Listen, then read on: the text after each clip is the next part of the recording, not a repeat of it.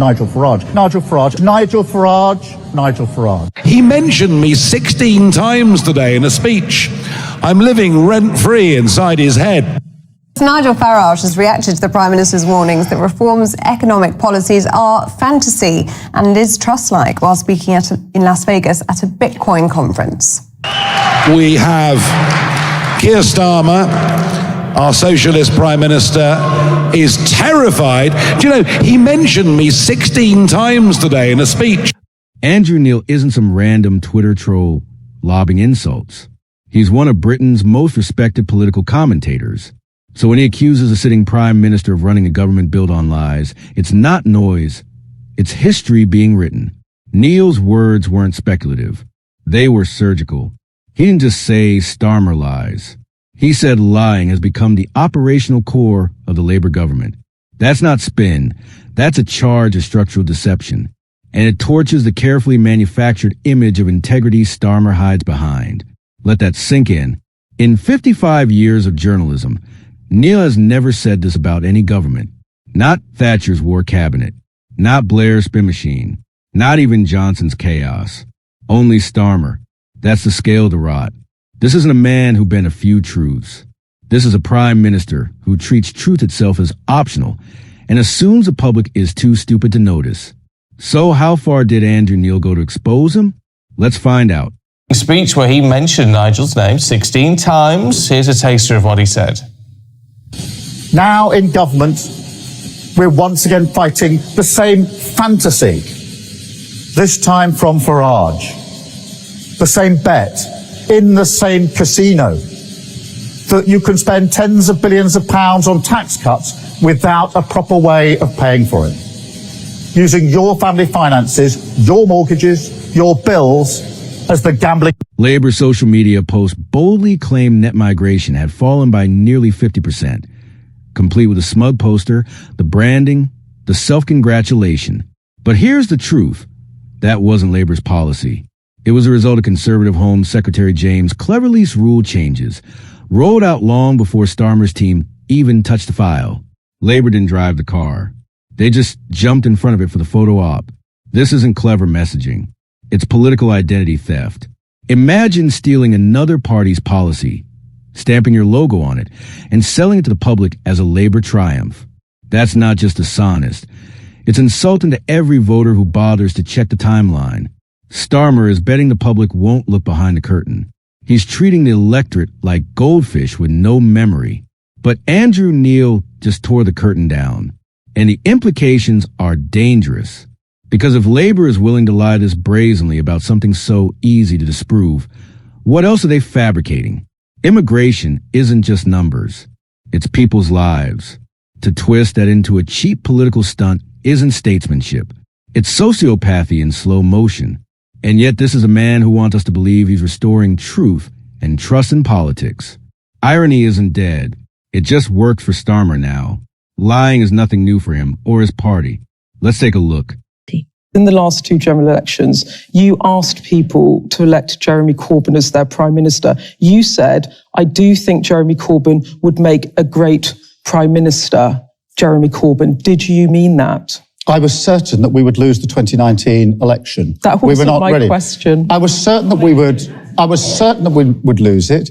I did campaign for Labour. Of course I did. I will openly say I campaigned for Labour. I wanted good colleagues to be returned into the Labour Party. When you said it. And I wanted a party that was capable of being changed so we could face the future again. Did you not mean it when you said it? I was certain that we would lose. And I think many other people were certain that we would lose. So you didn't mean it?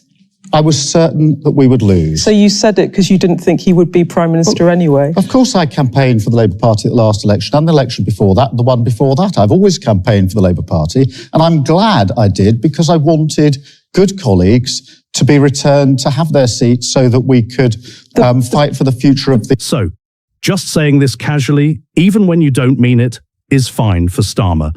Horrible level. He goes on to say, in this Starmer government, lying has not become a feature to which it increasingly resorts. It is the modus operandi of the government. He talks about the latest net migration figures showing a 50% reduction compared with 2023. The Home Office tweeted out a poster which said net migration has been cut by nearly 50%, describing it as the largest ever drop in net migration for any 12-month period. He says, Andrew Neil says, the implication was clear. The implication was it was thanks to Labour government policy, but it wasn't. Of course it wasn't. It was down to actually policy. James Cleverly, that's right, a Conservative policy because of his rule, the rules that he introduced. And of course, he is basically, and really this is worth reading because it is eviscerating, to put it mildly. He goes on to say the Prime Minister has a long track record of lying and gaslighting. I mean, good for Andrew Neil. He's right to call out. Before we continue, quick question. Are you enjoying the video so far? If yes, do us a favor. Hit like, share, and subscribe. It takes you just a second, but it helps us massively in bringing you more exclusive coverage of the biggest shifts in British politics. All right, let's jump back in. Chris Hope, Chris Hope, GB News. Prime Minister Nigel Farage has 5 MPs. You've got 403. Are you panicking because Reform is so far ahead in the polls, it seems? Is he living rent-free in your brain?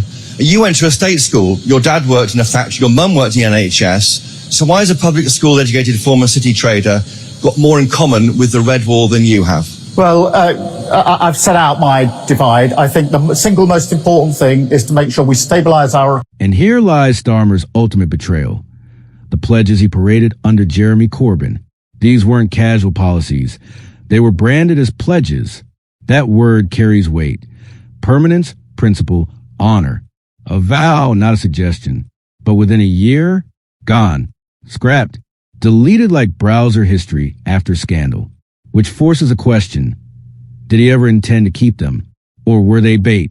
A Trojan horse to ride Corbyn's grassroots wave straight into the leadership chair? Because that's what it looks like. He didn't win Labour's soul. He conned it. He milked the movement for power, then tossed it aside like broken furniture once he had the keys. That's not leadership. That's hijacked it. I haven't spoken to Jeremy Corbyn for 2.5 years now. So, is he a friend? Was he a friend? No, I mean, as I say, I haven't spoken to him for 2.5 years. In 2020, he was a friend. So he's a colleague, he's a friend, and he's led us through some really difficult times in the Labour Party. I asked for those that have been most hurt by what had happened in relation to anti-Semitism simply to give me the space to show what I could do. I didn't think I could ask them for their support. I said, give me the space to show that I mean what I say. I meant what I said. And that is why Jeremy Corbyn lost the whip when he responded as he did to the terrible report on anti-Semitism that we had, and why he now won't stand as a Labour candidate. He was never a friend. No, not in the sense that we were, went to visit each other or anything like that. I worked with him as a colleague, but as I say, I haven't spoken to Jeremy now for 2.5 years. This isn't political evolution. It's betrayal by design. The man who once stood shoulder to shoulder with working class voters didn't just drift away. He stabbed them in the back the second the cameras turned off, then had the audacity to act like nothing happened. That's not progressivism. That's parasitism. And it's why so many former Labour voters don't feel merely left behind. They feel sold out. Starmer doesn't just abandon principles. He commodifies them, packages them, exploits them, and then dumps them at the nearest policy landfill the moment they stop being profitable. No longer profitable. Country, and that is what we're doing, and we're seeing the early signs of that. Growth is up, the highest in the G7 this year. Interest rates have come down 4 times, so we're beginning to show what happens when you stabilise the economy. And I want to protect working people from Nigel Farage, because I want to protect them from what he will do, which is exactly the same as Liz Truss, which will have a direct impact on their lives. And in relation to the second part of your question, I don't need lectures from Nigel Farage on what it means to be working people. I know what it means to work 10 hours a day in a factory 5 days a week. And I know that because that is what my dad did every single working day of his life. And that's what I grew up with. So I don't need lessons from Nigel Farage about the issues that matter most to working people in this country. Thank you, Chris. Farage answering a question from us yesterday in Wigan. 16 times you mentioned Nigel Farage's name. Now I've watched... Well, about 6 times in the answer to your question. Well, quite. I mean, you know, it empowers him. David Cameron, as Tory leader, had 6 years as PM dealing with the problem that is Nigel Farage. And never said his name in public, or very rarely did. He didn't want to empower him. It's a bit like Voldemort in the Harry Potter films. You know. He who must not be named. Yes, you don't name him, but 16 times. So it almost lifts Nigel Farage into an equal of the PM. The PM's got 403 MPs. Starmer's favorite trick? Deny, deflect, rebrand. And nowhere is it clearer than on taxes. Take the national insurance fiasco. Labour insists, we're not raising taxes. Then in the next breath, they mumble about adjusting national insurance. Let's be honest, national insurance is a tax. Pretending otherwise is like claiming a fine isn't punishment, just a civic encouragement. That's not spin. That's semantic fraud. Why does it matter? Because Labour is quietly priming a tax bombshell while selling the illusion of fiscal restraint. The truth is brutal. Starmer's government is cornered. With £105 billion a year in interest payments and a shopping list of spending pledges, there's no way they can balance the books without bleeding the middle class dry. That's not speculation. That's arithmetic. This isn't about taxing the rich. It's about draining the very backbone of the economy to paper over mismanagement, overspending, and cowardice in facing reality. Starmer wants applause for discipline, but what he's really hiding is a loaded financial weapon. And make no mistake, you're the target. Yeah. I mean, also, so Rachel Reeves, by the way, she came in saying, if you remember, they basically said they would spend, they would raise taxes by 8.5 billion and managed to make it a whopping 76 billion more than that. They talk about a 20 billion black hole that doesn't exist. No one can find this black hole, but it keeps being wheeled out. For a black hole that doesn't exist, it's had a lot of... Let's talk about Labour's phantom black hole. They claim there's a £20 billion budget gap, a crisis so grave that taxes must rise. But here's the kicker. No economist can find it. Independent analysts, journalists, budget watchdogs all say it doesn't exist. So where did this black hole come from? Simple. Labour invented it, not to solve a problem, but to manufacture permission for breaking promises later. And worse, they've already inflated the so-called tax need from £8.5 billion to £76 billion in projections, all while pretending to be champions of the working class. This isn't sloppy math. This is deception by design. They know the truth won't dominate headlines. They know slogans travel faster than spreadsheets. The result? Fear packaged as fiscal prudence. Imagine telling families their house is on fire, just so you can sell them a fire extinguisher at triple the price. That's the black hole scam. And at the center of it all, Starmer, hand on the hose, grinning for the cameras, while the house burns down behind him. For Andrew Neil to come out and say Keir Starmer is a liar, I think it's pretty profound. I mean, he is. I mean, he's one of the great political minds, Andrew Neil. I've always been a fan for many, many decades, and it's worth reading that piece. And a lot of people, you know, you and I can sit here and just go, oh, Starmer, you're a liar, and we can back up our arguments. What Neil has done in that piece is forensically taking apart so many things that Starmer and his chums have said. It is just brilliant. And they aren't. This wasn't just a routine takedown. It was a reckoning, a moment when a mask slipped and the public no longer saw a leader. They saw a corporate actor, clinging to lines written by pollsters, struggling to stay in character. What unfolded wasn't about policy. It was about exposure. A leader with no spine, no core beliefs, no identity beyond whatever works this week. And now, the country is talking.